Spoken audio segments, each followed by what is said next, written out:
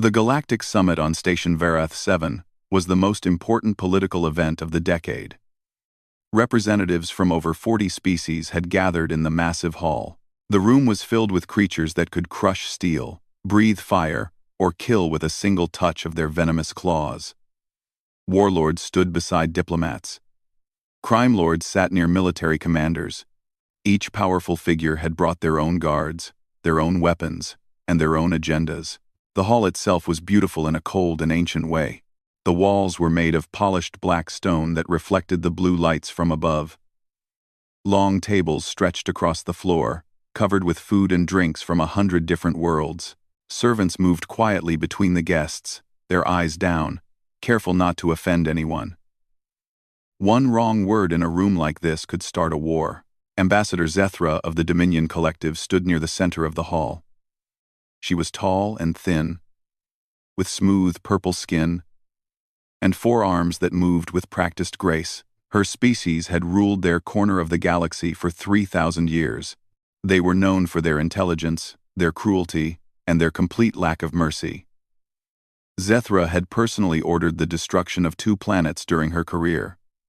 She feared nothing. She moved through the crowd, speaking with allies and measuring enemies.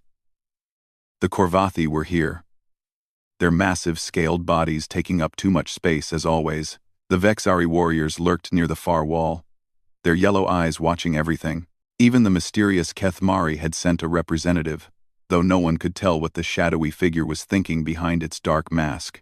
Zethra was used to dangerous rooms.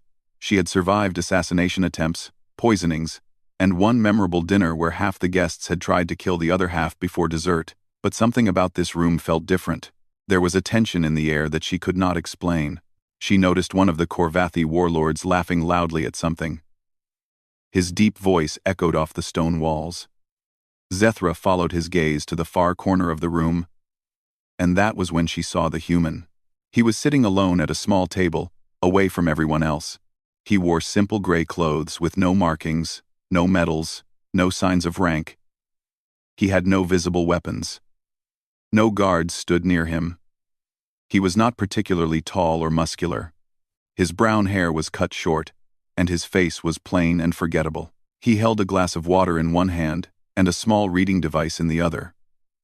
He seemed to be reading something, occasionally taking a sip from his glass. Zethra had seen humans before.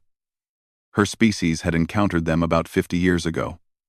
They were a young race, barely out of their own solar system. When they first made contact with the wider galaxy, they were soft creatures with fragile bodies. They lived short lives, maybe 80 or 90 years at most. They had no natural weapons, no armor, no venom. By all measures, they should have been prey. And yet the other species had learned to be careful around them. Very careful. Zethra did not understand why. She had read reports, of course. Humans had fought in several small conflicts and had performed adequately. They bred quickly and adapted to new environments faster than expected. But there was nothing special about them. Nothing that should make the mighty Korvathi warlord nervous enough to laugh too loudly and look away too quickly. She decided to find out. Zethra walked toward the station commander, an elderly member of the Forthani species, who had run Varath 7 for nearly 200 years. He was speaking with a trade representative when Zethra approached, but he quickly dismissed the other guest when he saw her coming. "Ambassador Zethra," he said, bowing slightly. "How may I assist you?" "The human in the corner," she said, keeping her voice low. "Who is he?" The change in the commander's face was immediate. His wrinkled skin went pale. His small eyes darted toward the corner, and then quickly away. He leaned closer to Zethra, and when he spoke, his voice was barely a whisper. "That is Danny Cole," he said. "Please, Ambassador, I beg you, do not approach him. Do not speak to him unless he speaks first. Do not make eye contact for too long." Zethra felt a flash of annoyance. "I am an ambassador of the Dominion Collective. I do not hide from anyone, least of all, a single human." The commander grabbed her arm, which was an unthinkable breach of protocol. His hands were shaking. "You do not understand.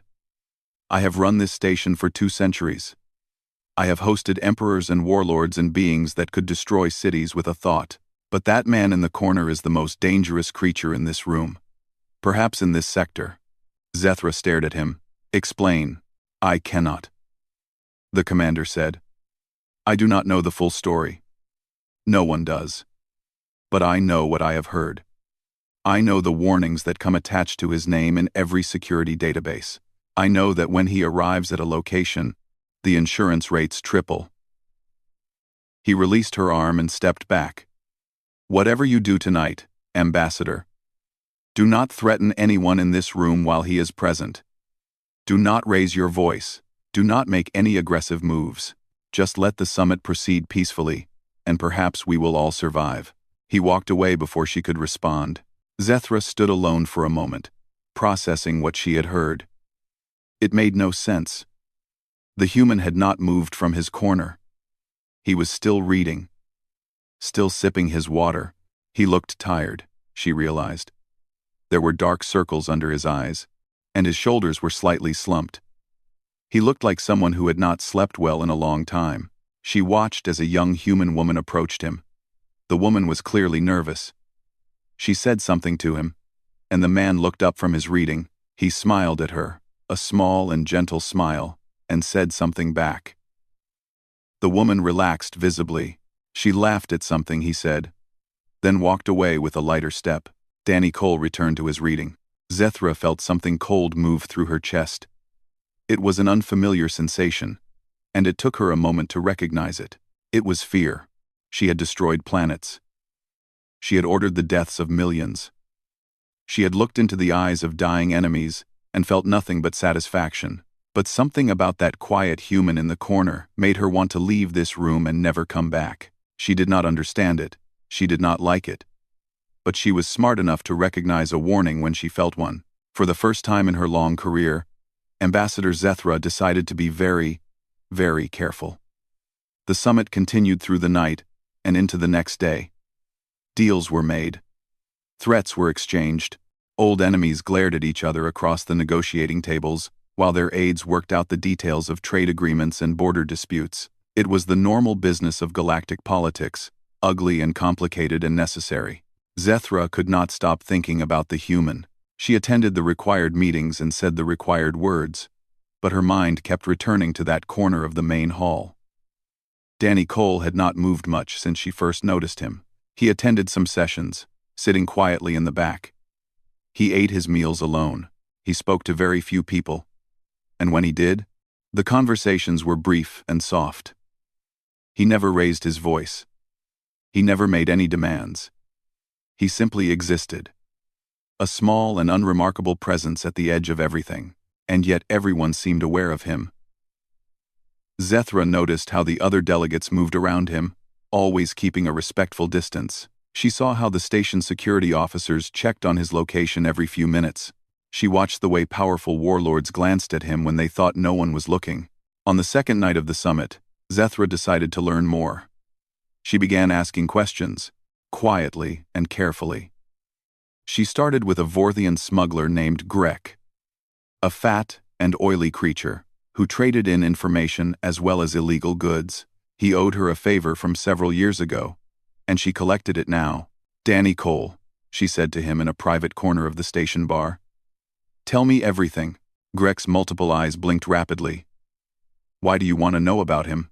Because I do not understand why everyone is afraid of him. He is just a human. They are not special. Grek made a sound that might have been a laugh. Not special? Ambassador, let me tell you a story. About 15 years ago, a pirate armada found a human colony ship traveling through the outer reaches. The ship was unarmed. It was carrying families, children, old people, looking for a new home. Easy prey, yes? Yes. The armada had 40 warships. 40. They surrounded the colony ship and demanded surrender. They planned to take the passengers as slaves and sell the ship for parts. It should have been simple. Grek paused to drink from his glass. The humans asked for time to negotiate. The pirates agreed because they were in no hurry. They sent a shuttle to the colony ship to discuss terms. One human came back with the shuttle. Just one. Zethra leaned forward. And that human was Danny Cole. He boarded the command ship of the Armada. He went in alone. He was inside for about 2 hours. Greg's voice dropped lower. When he came out, he signaled the colony ship to continue on its way. The colonists evacuated safely. They reached their destination without any more trouble. What happened to the pirates? Nobody knows. The Armada was never seen again. 40 warships, thousands of pirates, all gone. No wreckage, no distress signals, no survivors. Just gone. Greg shuddered. Some people say Cole destroyed them all by himself. Some people say he convinced them to fly into a sun. Some people say he made a deal with something worse than pirates to make them disappear. Nobody knows the truth.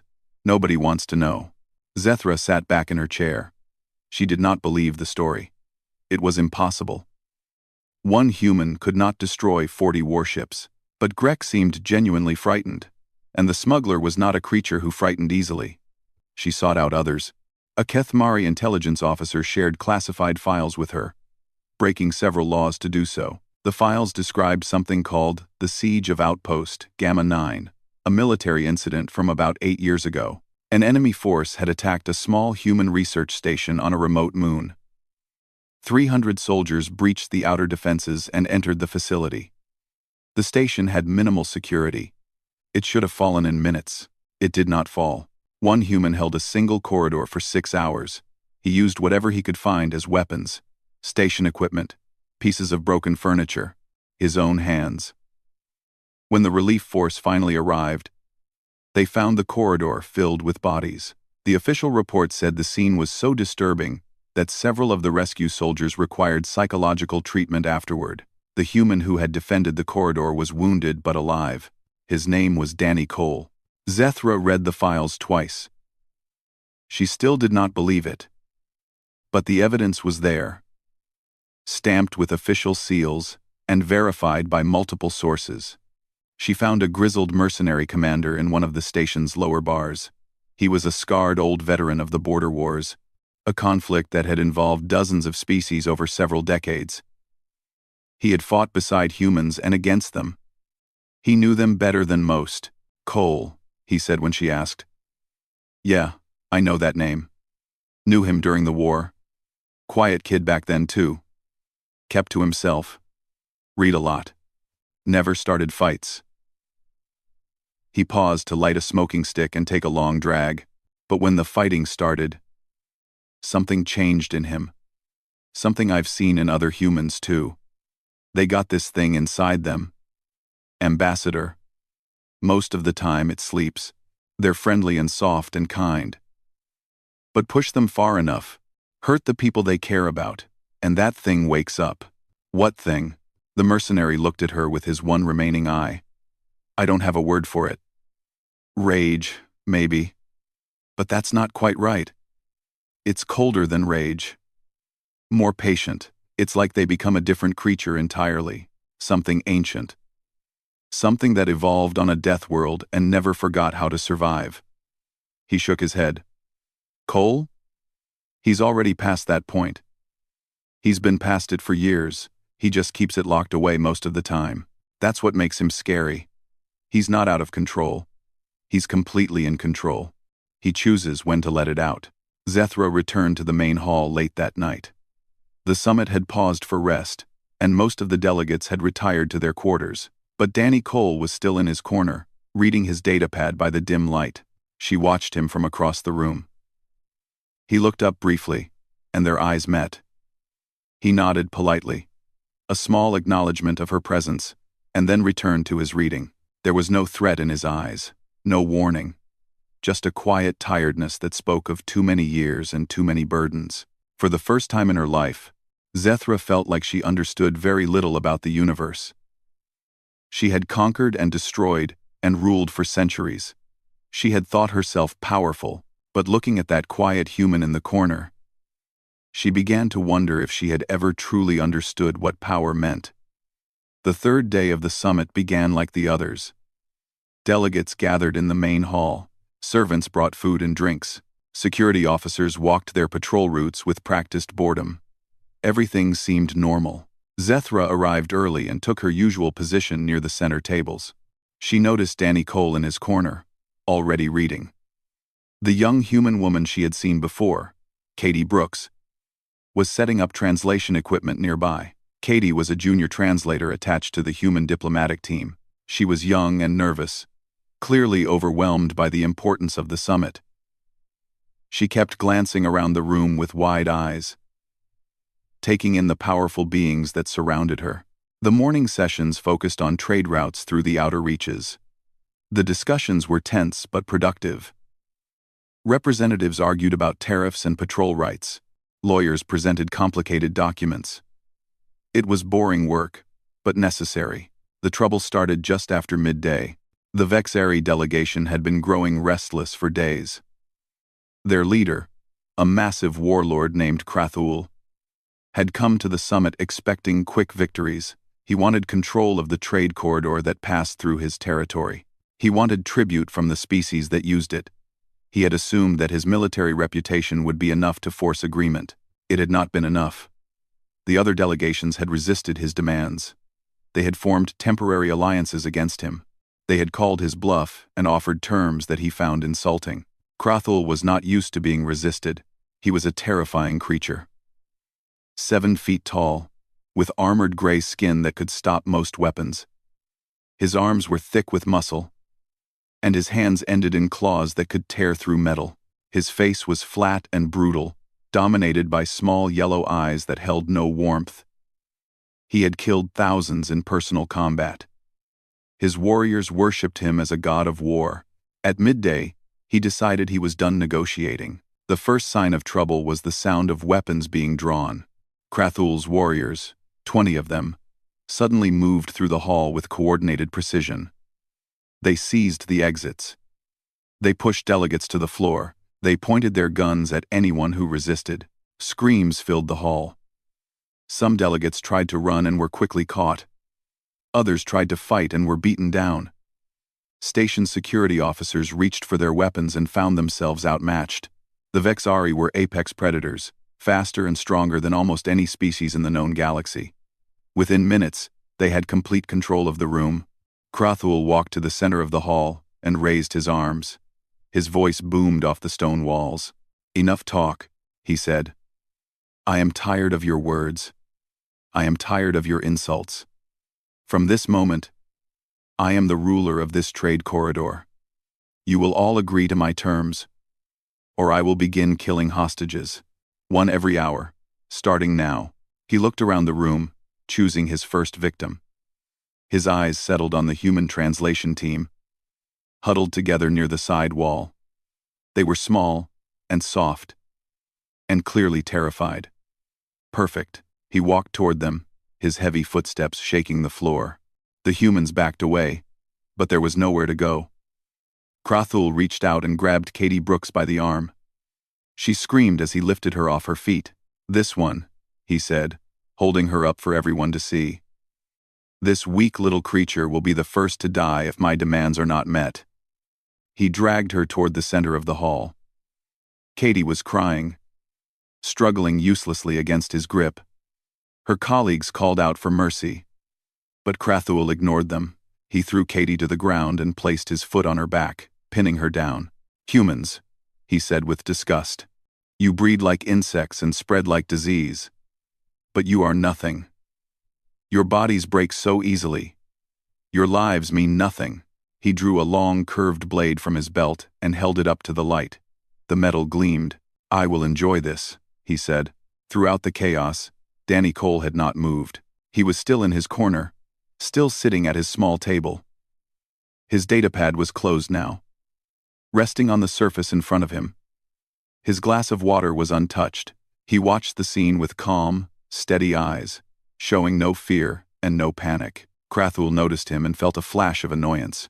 This human was not cowering like the others. He was not screaming or begging.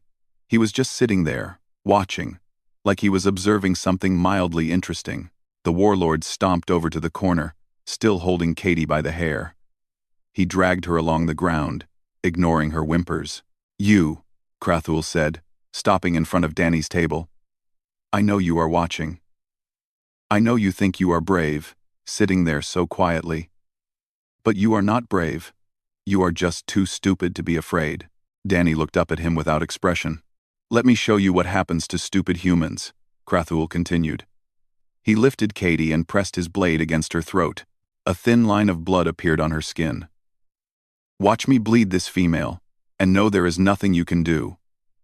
Know that your species is pathetic. Know that you are nothing. Danny Cole stood up slowly. He moved without hurry, pushing his chair back and rising to his full height. He was not particularly tall. He was not particularly muscular. He looked ordinary in every way, but something in the room changed. Zethra felt it from across the hall. A pressure in the air, like the moment before a storm breaks. The temperature seemed to drop.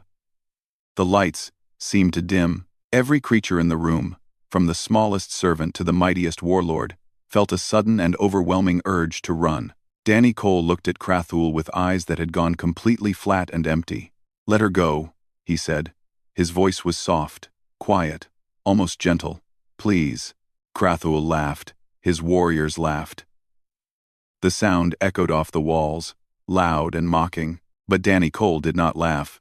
He waited, and somewhere deep in his ancient brain, in the part that remembered what it meant to be prey, Krathul felt something he had never felt before. He felt afraid. The laughter faded. Krathul stared at the human standing before him, trying to understand why his body suddenly felt cold. This was absurd. He was Krathul the Destroyer. He had conquered worlds. He had killed creatures 10 times his size. He did not fear soft little humans who read books in corners, and yet something was very wrong. Danny Cole had not moved. He was simply standing there. His arms relaxed at his sides, his breathing slow and even. But his eyes had changed. They were no longer the tired, gentle eyes of a man who preferred peace. They were the eyes of something else entirely. Something old. Something patient. Something that had been sleeping for a very long time and was now fully awake. I asked nicely, Danny said. His voice was still soft. Still calm. I will not ask again. Krathul felt his hand tighten on the blade pressed against Katie's throat. He should kill her now. He should prove that he was not afraid of this pathetic human. He should show everyone in the room that he was still in control. But he hesitated. That hesitation cost him everything. Danny moved. Zethra had seen many things in her long life. She had witnessed battles between warships. She had watched entire armies clash on burning plains. She had studied the combat techniques of 100 different species, but she had never seen anything like what happened in the next 94 seconds. Danny covered the distance to Krathul in less than a heartbeat. One moment he was standing by his table. The next moment he was beside the warlord, his hands already in motion. He did not waste effort on dramatic gestures. He did not announce his attacks. He simply acted with a precision that seemed almost mechanical. His first movement redirected Krathul's blade away from Katie's throat.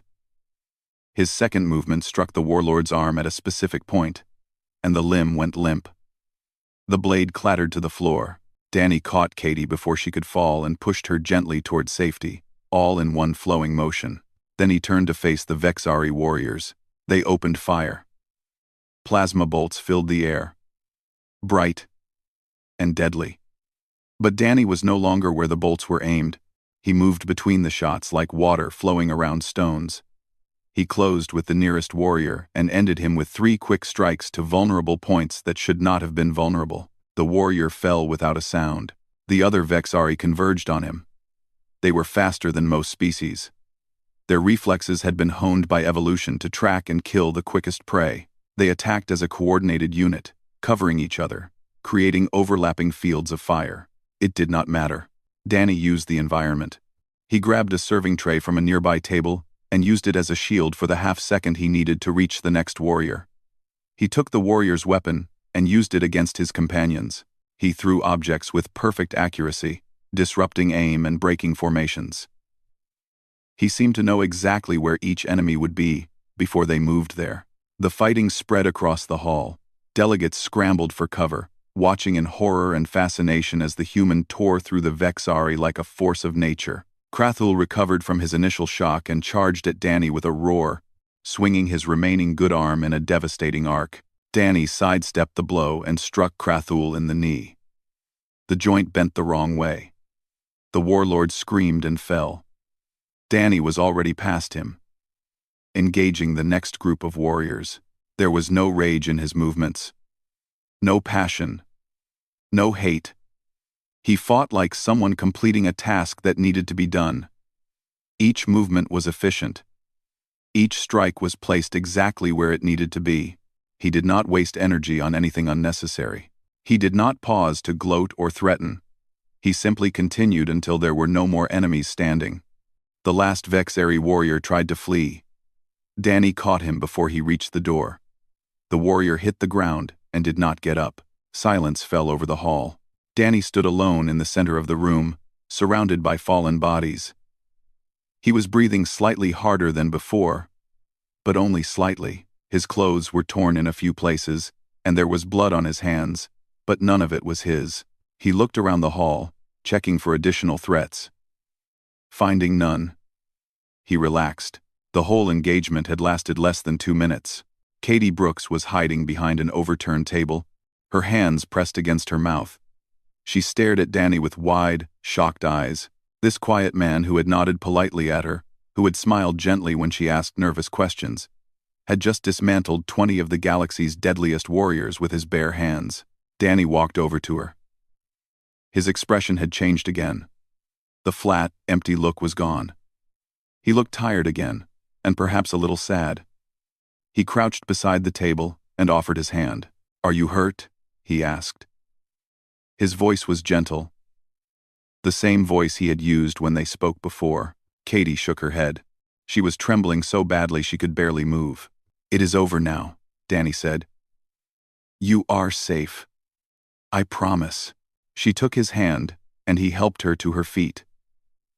She noticed that his grip was careful, controlled, like he was afraid of hurting her by accident. This man who had just killed 20 warriors in 94 seconds was holding her hand like she was made of glass. "How?" she whispered. It was the only word she could manage. Danny did not answer. He just gave her a small, tired smile and gently guided her toward the other human delegates who were emerging from their hiding places. They surrounded Katie, hugging her and checking her wounds and crying with relief. Danny turned away from them. He walked back to his corner, stepping over bodies and broken furniture without looking down. He picked up his datapad from the table, brushed off some dust, and sat back down in his chair. The hall remained silent. Every being in the room, from the lowliest servant to the most powerful ambassador, stood frozen in place. They stared at the human in the corner as he opened his datapad and resumed reading. Krathul groaned from where he lay on the floor, his shattered knee making it impossible to stand. Medical teams began to arrive. Security officers flooded in. People started talking again, their voices shaky and uncertain, but Danny Cole did not look up.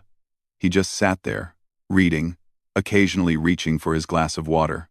The most feared being in the room had returned to his book. The aftermath of the attack took hours to sort out. Medical teams carried away the wounded.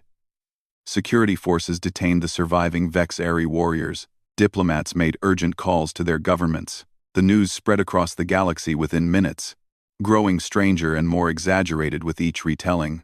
Ambassador Zethra watched it all from the edge of the hall. She had lived for centuries. She had survived wars and assassinations, and the rise and fall of empires. She thought she understood how the universe worked. But tonight, everything she believed had been proven wrong. She kept looking at Danny Cole. He was still in his corner. The station staff had cleaned up the area around him, working quietly and quickly, careful not to disturb him. Someone had brought him a fresh glass of water. Someone else had offered him food, which he politely declined. He continued reading his datapad, as if nothing unusual had happened. Finally, when the hall had emptied of most of its occupants, Zethra gathered her courage and approached him. She stopped a respectful distance from his table. She did not speak immediately. She was not sure how to begin. This creature had just done something impossible. She had witnessed it with her own eyes, and she still did not fully believe it. Danny looked up at her. His eyes were gentle again, tired, and a little sad. He gestured to the chair across from him. "Ambassador," he said, "please, sit down. You look like you have questions." She sat. Up close, he looked even more ordinary than before. There was gray in his brown hair. There were lines around his eyes. His hands, resting on the table, were the hands of a normal man. Nothing about him suggested what he was capable of. "I do not understand," Zethra said. "I have read the files. I have heard the stories. But I saw what you did tonight. And I still do not understand." Danny was quiet for a moment. He closed his datapad and set it aside, giving her his full attention. "What don't you understand?" "Everything." She struggled to find the right words. "You could have acted sooner. When Krathul first took the hostages, you could have stopped him immediately. You could have prevented all of it." "Yes. Then why didn't you?" Danny leaned back in his chair. He looked at the ceiling for a moment, then back at her. "I am not a weapon to be deployed, Ambassador. I am a person. I read. I drink water. I prefer peace. I only act when there is no other choice." He paused. "For a while there, I hoped someone else would handle it. I hoped the security forces would respond. I hoped Krathul would realize his mistake and back down. I always hope for those things, but you knew they would not. I suspected. But I still hoped." He smiled faintly. "Hope is a very human thing. I suspected. I suspected. Hope is a very human thing." Zethra considered this. "The stories about you, the pirate armada, the siege, are they true?" "Some of them. The details get exaggerated over time. I am just a man. I am not supernatural. I have limits. You defeated 20 Vexari warriors by yourself. They are apex predators. Their reflexes are 3 times faster than most species." Danny shrugged. "They are fast because they evolved as predators. Everything was food to them. They never had to develop true endurance or adaptability." He looked at his hands. "Humans evolved differently. We were prey for a long time. We had to learn to survive against creatures bigger and faster and stronger. We learned to think. We learned to plan. We learned to push past our limits when we had no other choice. But that alone cannot explain what you did." "No." Danny was quiet for a long moment. "There is something else. Something harder to explain. We humans have a capacity for violence that we keep locked away. Most of the time, we are kind and curious and creative. We build things. We explore. We help others. But when we are pushed too far, when the people we care about are threatened, something changes inside us. The mercenary called it a thing that sleeps. That is one way to describe it." Danny looked at her directly. "I have been broken many times, Ambassador. I have lost people I loved. I have seen terrible things. Each time, something inside me broke and then healed wrong, harder than before. I am not proud of what I have become. But I accept it." Zethra felt a chill run through her exoskeleton. "You speak as if you are 2 different people. Perhaps I am. The man who reads books and drinks water, and the man who ends conflicts. I try to keep them separate. I try to let the first man live as much as possible." He smiled sadly. "Sometimes I succeed." She sat with this for a moment. "Why do you attend summits like this? Why put yourself in situations where violence is likely?" Danny's answer surprised her. "Because sometimes, just being in the room is enough. The quiet human in the corner reminds everyone that there are lines not to be crossed. Most of the time, no one crosses them. The summit ends peacefully. Deals are made. People go home alive." He picked up his glass of water and took a small sip, "And I get to just read my book. But tonight, someone crossed the line. Tonight, someone crossed the line. So I did what needed to be done." He set the glass down. "Now it is over. Tomorrow there will be another summit somewhere else, and I will sit in another corner and hope that nothing happens." Zethra rose from her chair. She looked at this ordinary man with his tired eyes and his simple clothes. and she felt something she had never felt before. Respect. True respect. For a creature so different from herself. "Thank you," she said. "For saving the hostages. For ending it quickly." Danny nodded. "Take care of yourself, Ambassador. The galaxy needs more people who ask questions, instead of just giving orders." She turned to leave, then stopped. "One more thing. The young woman, Katie Brooks. You gave her something before you left.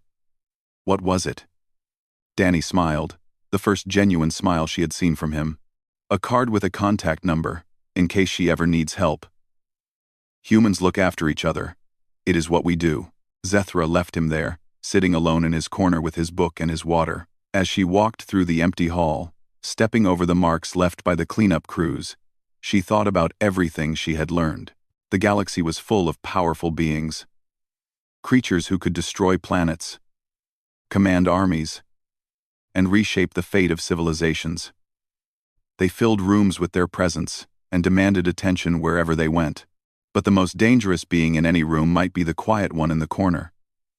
The one who preferred peace, but was prepared for war. The one who hoped for the best but expected the worst. The one who carried something broken inside him and used it to protect others. From that day forward, whenever galactic powers gathered to negotiate, Zethra always checked the corners first, just in case there was a quiet human reading a book.